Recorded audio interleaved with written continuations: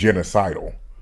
Ain't nobody killed more white folk than this man right here. I'm talking about in the thousands. Both men, women, and children putting their heads on pikes and lining them up all along the river.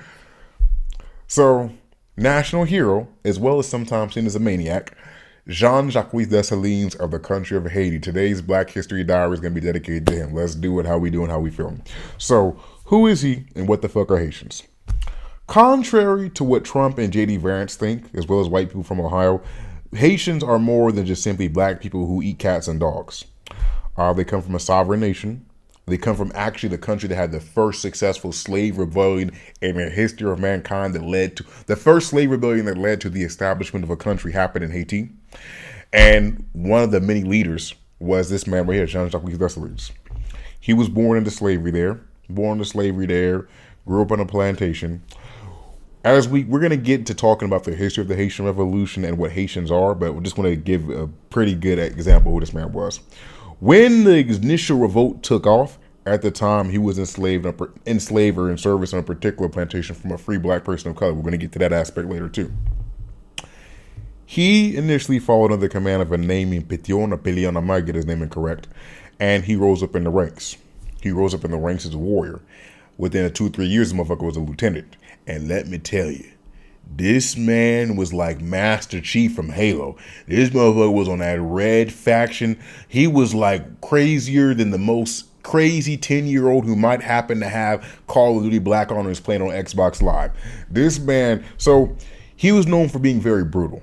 He was known for being very brutal with his tactics when he went to war with it. So what I mean by that is, like when the Haitian Revolution happened and slaves were going from plantation to town and destroying shit, he was on that I'm killing everybody type of time. He was on the type of time of I'm killing every fucking body.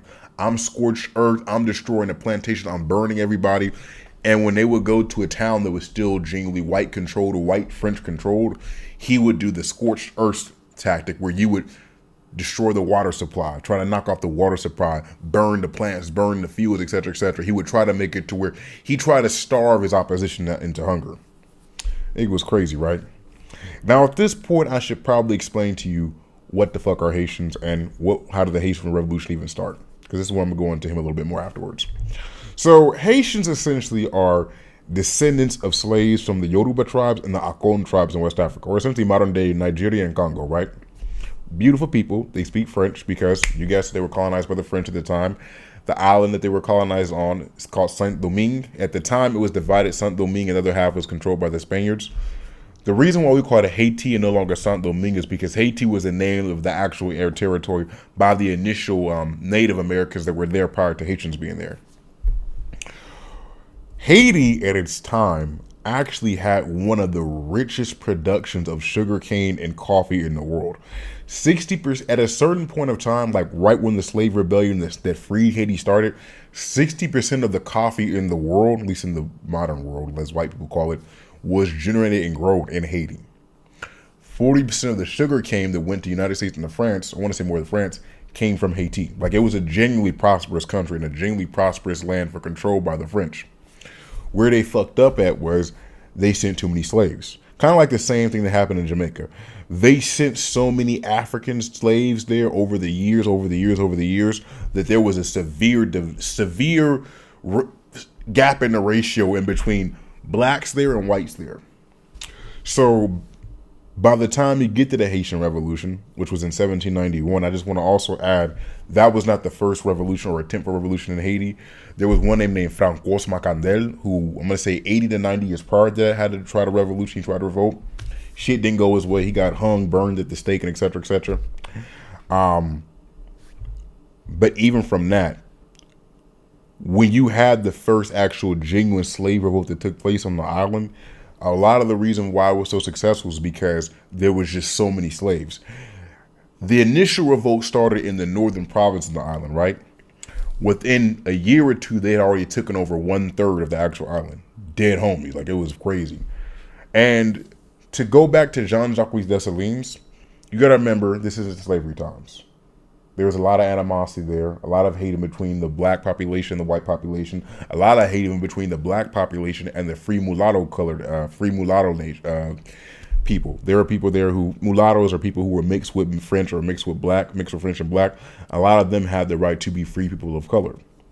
And a lot of them have the right to own slaves. Jean-Jacques Dessalines, in his last tenure of being a slave, he was owned by a free man of color, who he actually, at the end of his life, actually let him live with him afterwards because he turned out to be a good guy. Like, he actually bought him out of the first slavery contract that he was in with this one guy. So bringing all this up because when the Haitian Revolution took place, there were a lot of different participants, a lot of different leaders. The most known ones that we talk about are Toussaint Louverture and Jean-Jacques Dessalines. But there was also Duty Boukman. There was also Cecilia Fatim. There was a lot of different players in this. Some of the savagery, the brutal acts, the sexual assaults, the murders, the genocides that took place in that island is what kind of muddies, I'm going to say, the reputation. A lot of the reasons I think why there hasn't been an actual genuine movie in Hollywood about the Haitian Revolution was because of the crimes against humanity that took place by the hand of the Africans there, by the hand of the Haitians there. Like, it's well known that Jean-Jacques Dessalines in his last year, when it became official that we are free, we are a sovereign nation, etc., the 1804 massacre, which was the day he declared that all white people on the island be massacred, and they killed 20,000 plus just excess of people, just whites all over the island. Like, it was some insane shit. Even when you step out of his hatred to white people, which is understandable to a certain extent, what kind of muddies his legacy is because he was like that with his own people. So when you have the Haitian Revolution, there were multiple leaders and multiple different like sets and different little cliques that were warring against the French, and at times sided with them at certain points because, you know, it was like sometimes it was just a whole brain F of stuff. And to give an example, he would kill you for being insubordinate. He was known for killing you for being insubordinate. If you were with a rival group of people, a rival group of slaves or former slaves, and you disagree with something he did, or you had an issue with his particular side, he would go kill you. It's well known how he went against and waged a battle against Toussaint Louverture's nephew. And by the way, and I'm not doing this much about Toussaint Louverture, but I have to bring him up in respect to him because Toussaint Louverture is well known as more moderate thinking, the more sane of all the leaders of the Haitian Revolution.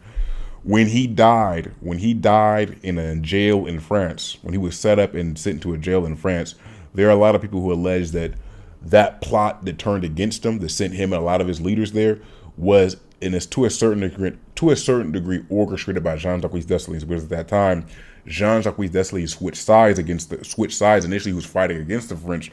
Now he sided with the French because they promised sovereignty, etc., sovereignness to them, etc., etc. But then the French flipped again. This is when you get into Napoleon. Napoleon tried to reestablish slavery. Woo-doo-woo.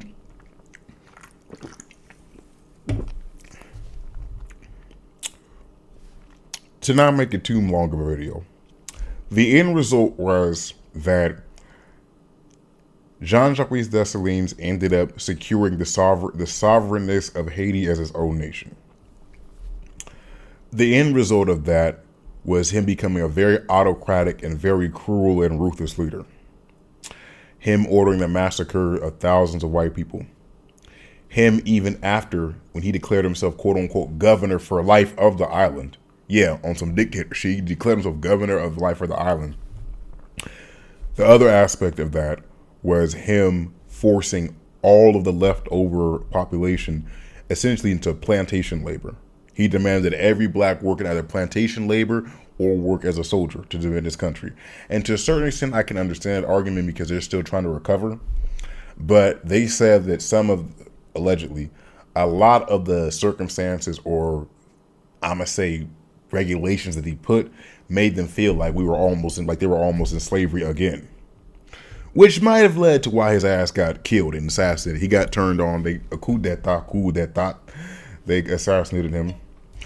There are multiple different accounts of how he got assassinated. Some say he got killed in his house. Some say he got killed in his uncle's house. Some say he got hit in getting the head with a rock.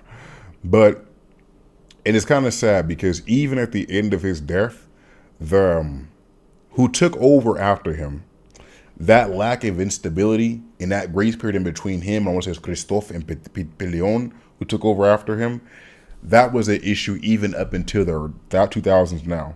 Haiti has always had a very big problem with corruption. It is sad because if you look at the